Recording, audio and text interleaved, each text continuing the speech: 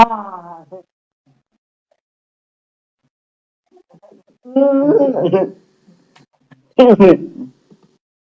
Good day, awesome YouTubers. It's Lyman16 once again for another Dragon Ball Super review. And this day I'm reviewing episode 30, which is entitled Kakuto Shiai e no Sarai Nokori Futari no Memba wa Dareda, which is translated into Training for the Martial Arts Tournament. Who are the two remaining members? Guys, I'm going to be very honest on this episode. It's boring. It really is. There's a lot of recap in this episode. So we start off with Goku and Vegeta. They're back on Earth, flying, into an off distant place. Then they meet up with Krillin, and they pretty much discussed what happened with the training and how the tournament's going to be set up, and they got a whole flashback after that.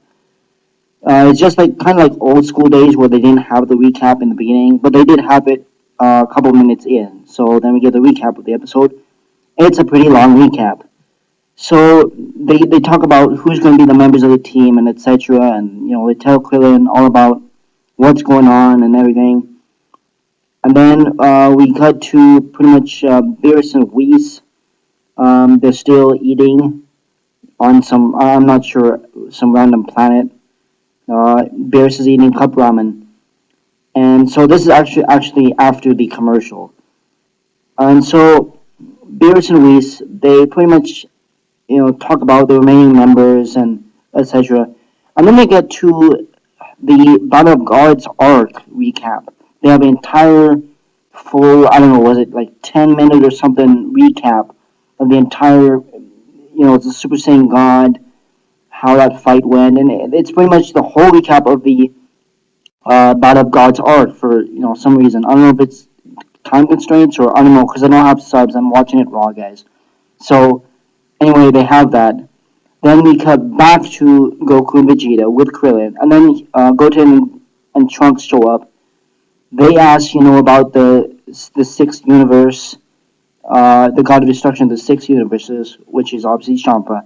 They ask about that, and Vegeta flies off, pretty much solo. Then we go back to Bulma's house, I guess it is, and no, actually, excuse me, I forgot to mention that they cut to a scene with Boo trying to recruit him for the tournament. Obviously, he's going to be in the tournament in the manga, but he's actually not. It's complicated. If you haven't read the manga, go read it, and you'll know what happens to Majin Buu. Anyway, a good nod, a funny nod to this scene was Boo actually reading the Nekomajin manga, which is Nekomajin shows up. That's funny. I was kind of surprised about that. Anyway, so back to Bones' house. Piccolo. They have Goku and Vegeta with Piccolo there, obviously because he's been just with training with Gohan. Before that we had a good Gohan Piccolo training scene where they pretty much destroy what seems like a mountain, pretty much. Anyway, so Gohan is kind of contemplating on he has a dilemma, whether he should stay with Videl and with his conference or he should join the fight, etc. And so anyway, I guess they decide that Gohan's not going to be fighting in this tournament, obviously, because if you read the manga, then you know. But anyway, so we cut back to at Bulma's house. They have Goku, Vegeta, Piccolo there, and Piccolo's holding the Super Dragon radar, and they pretty much discuss things. I'm not really sure what they discuss because I haven't watched the subs or anything. I don't have any translations.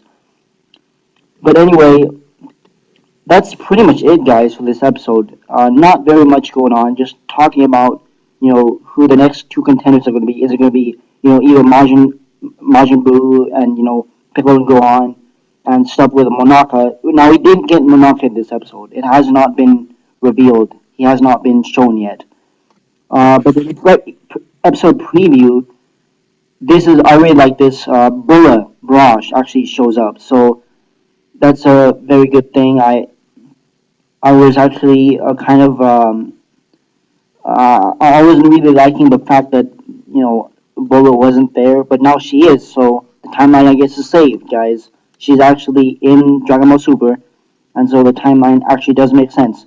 Now she looks like she's on like 1 or 2. I'm not sure how old she is, but it makes sense, I think, in terms of story wise or where she's at. But anyway, so that's pretty much it, guys. There's not very much going on. I kind of had a lot of waiting time on this episode. There's almost no action, just the really small training sequence with Gohan and Piccolo. Gohan actually Piccolo extending his arm out to hit Gohan in the face, which as a nod to his what kind of power he really has. But anyway, that's it, guys. So I'll be back for episode 30, or excuse me, episode 31 for the next review, and hopefully things will go faster and smoother there from there. Anyway, guys, stay awesome, and see you next week.